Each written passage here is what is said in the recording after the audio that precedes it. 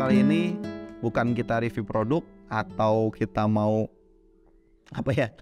review bengkel, review apa enggak. Jadi hari ini kami Tulis Project mau memberikan edukasi sekaligus sharing, atau kebalik ya, sharing sekaligus edukasi berdasarkan pengalaman saya waktu pembelian velg VND Six Star. Nah, keluhan saya terhadap VND Six Star itu di awal-awal bisa teman-teman lihat di part 1. Itu di akhir video pun kami jelaskan kenapa saya kecewa dengan pembelian saya di tanggal 10 Januari terkait velg VND Six Star. Nah, itu teman-teman bisa langsung nonton aja di part 1. Nah, oke, singkat cerita, setelah velg VND Six Star saya pasang di motor, nggak ada kendala ya, normal aja dipakai, enak kok. Karena udah kita timbang, udah kita cek performanya via dyno test, jadi ya bener apa yang diklaim itu bener. Nah, setelah berminggu-minggu nggak sih, 2 minggu lah. Dari tanggal 18 saya masang velg tanggal 18, di tanggal 27 itu saya mengalami kendala atau keluhan, yaitu cat pada tromol belakang itu ngelotok. Nah, mungkin buat sebagian orang yang tidak memikirkan sedetail itu nggak akan dipermasalahkan ya. Tapi untuk sebagian orang juga yang detail atau sangat mengutamakan kesempuran di velg, itu mungkin masalah karena ini berkaitan dengan look atau tampilan gitu. Jadi waktu itu pagi subuh itu saya keluar dari kamar mandi karena motor kan diparkir di dalam. Saya iseng-iseng ngeliat gitu, loh kok ada putih-putih gitu. Terus pas saya deketin ternyata catnya ngelotok gitu, cat ngelotok di tromol. Asumsi saya saat itu ini cat nggak kuat panas berarti, karena ngelotoknya di bagian tromol. Dan di kebanyakan velg yang tanda kutip catnya abal itu pasti ngelotok atau menguning. Mungkin teman-teman ada yang udah ngerasain juga atau ngalamin, terutama yang catnya warna putih. Kalau kualitas catnya jelek, itu dia bakal menguning karena panas, atau biasanya gelembung atau ngelotok. Itu kalau misalkan kualitas catnya kurang bagus, itu dia akan seperti itu. Nah, karena saya excited lah, bisa dibilang excited dan sudah trust, sudah percaya dengan produk VND. Saya dari 2009 udah pakai produk VND. Kalau teman-teman tahu tromol slim zaman-zaman Mio yang bolong-bolong itu, VND kala itu sih hits banget lah sampai dengan sekarang.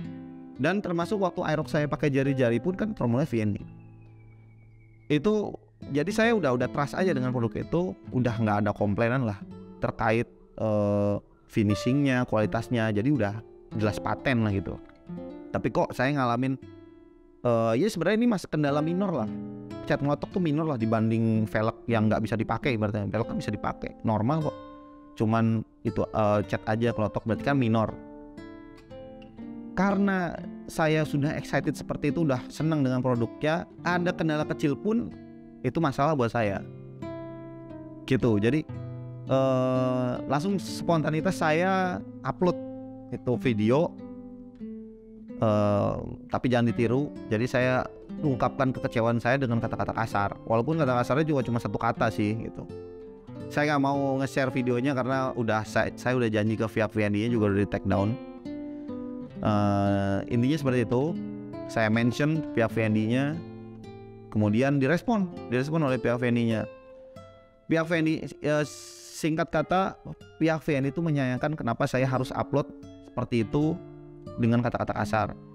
Sebenarnya dari pihak VND itu sudah beritikat baik untuk memberikan nomor customer service pada bio Instagramnya. Jadi teman-teman kalau pengen lihat nomor CS-nya VND bisa lihat di akun Instagramnya VND, terus di situ ada nomor CS-nya. Jadi teman-teman yang punya kendala atau keluhan bisa sampaikan di sana.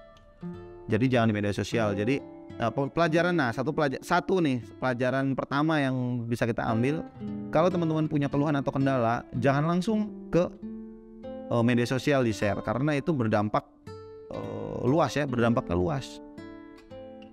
Itu satu pelajaran yang bisa kita ambil dari poin pertama nih.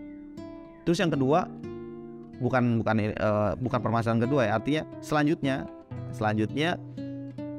dari admin Instagram VND itu memberikan nomor customer service ke saya untuk ditindaklanjuti lah intinya. Nah saya kontak tuh customer service-nya, ngechat, jelasin kendala saya dan keluhan saya seperti apa.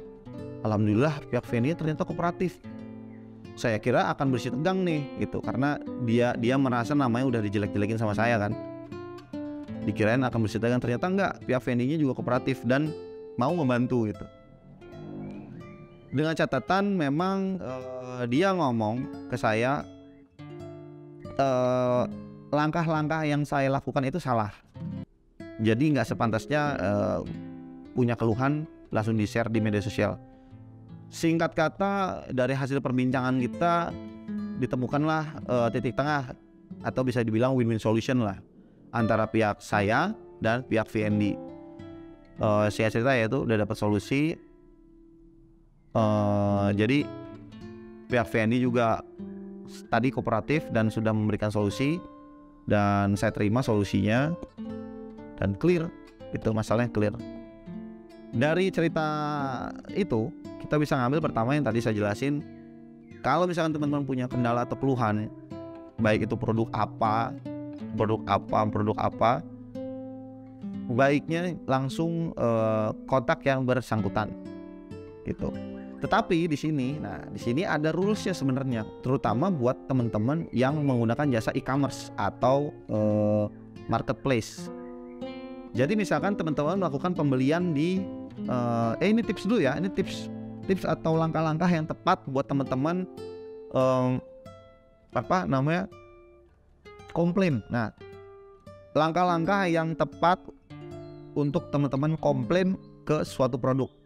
Jadi pertama gini, kalau teman-teman melakukan pembelian di e-commerce atau marketplace, itu pertama pastikan dulu barangnya safe dan aman saat pengiriman, sebelum pengiriman ke si pelapak atau si seller.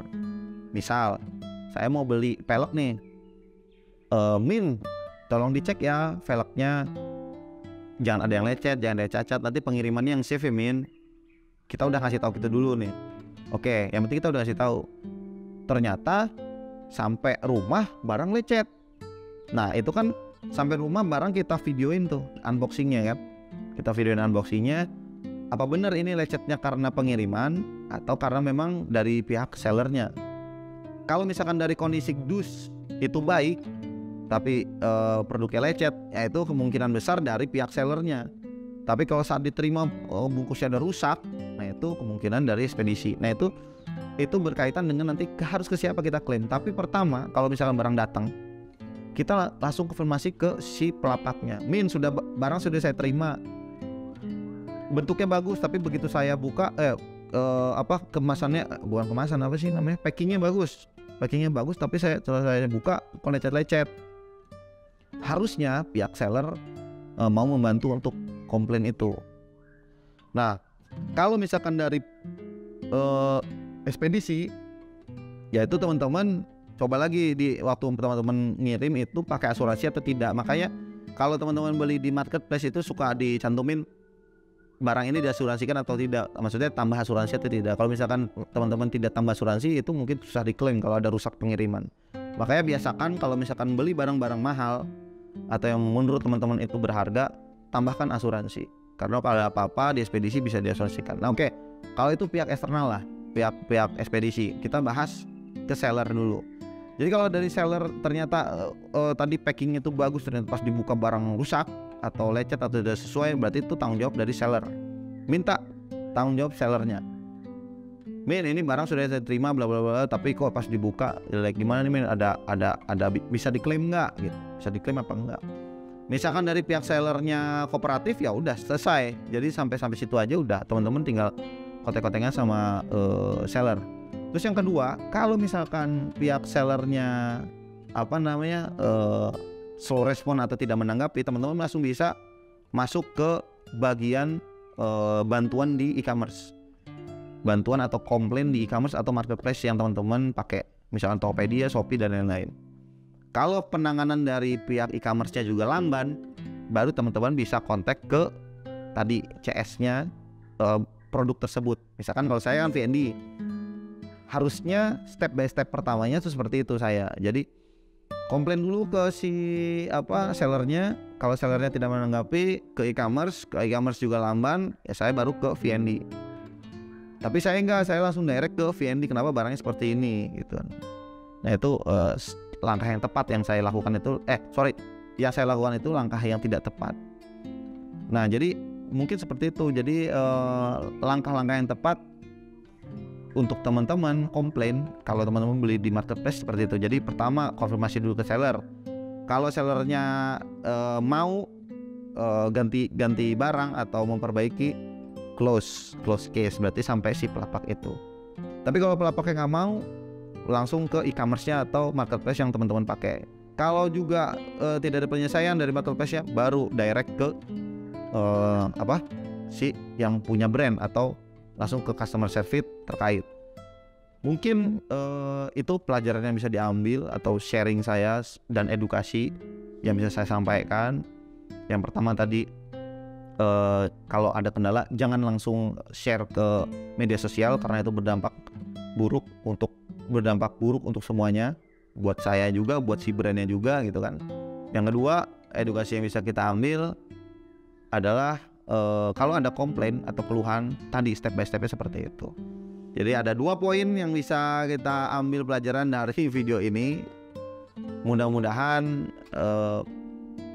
ini bisa berdampak baik lah buat teman-teman semua, atau pengalaman saya ini bisa saya bagikan untuk tujuan positif ya tentunya ya, ke teman-teman semua. Jangan sampai ada lagi yang kayak gitu. Jadi sebenarnya yaitu kalau misalkan kita sesuai dengan rules itu pasti dibantu kok, pasti dibantu. Jangan takut gak dibantu gitu, asal sesuai rules. Cuman ya harus jelas keluhannya apa, sertakan eviden-eviden yang atau bukti-bukti yang valid, yang kuat. Terus kalau bisa terkait dengan cacat produksi itu jangan dikeluhkan setelah berminggu-minggu atau berbulan-bulan. Jadi saat teman-teman terima barang, cek barangnya, langsung saat itu komplain gitu.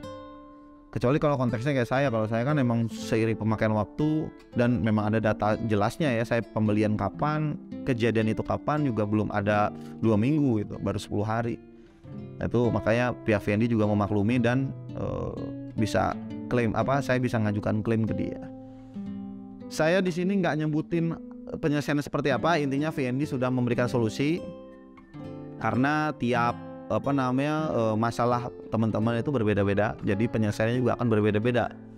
Mungkin seperti itu video kali ini. Sorry banget kalau boring, tapi di sini saya cuma membagikan pengalaman serta edukasi lah buat teman-teman supaya nggak terulang lagi seperti saya gitu. Itu juga kalau misalkan teman-teman mau barangnya bisa diklaim. Kalau misalkan teman-teman bodoh amat ya udah bodoh amat gitu. Nah mungkin segitu aja video dari kami Tulis Project. Maaf kalau ada salah kata, maaf kalau ada salah penyampaian, maaf juga kalau ada brand-brand terkait yang tersinggung. Semata-mata kami hanya share pengalaman. Juga terima kasih untuk pihak VND yang sudah mensolusikan masalah saya terima. Kalau suka dengan video ini silahkan di like, komen juga, share ke teman-teman yang lainnya supaya lebih bermanfaat. Subscribe juga, nyalain loncengnya supaya nggak ketinggalan informasi seputar roda 2. Sampai jumpa lagi di video selanjutnya. Bye bye.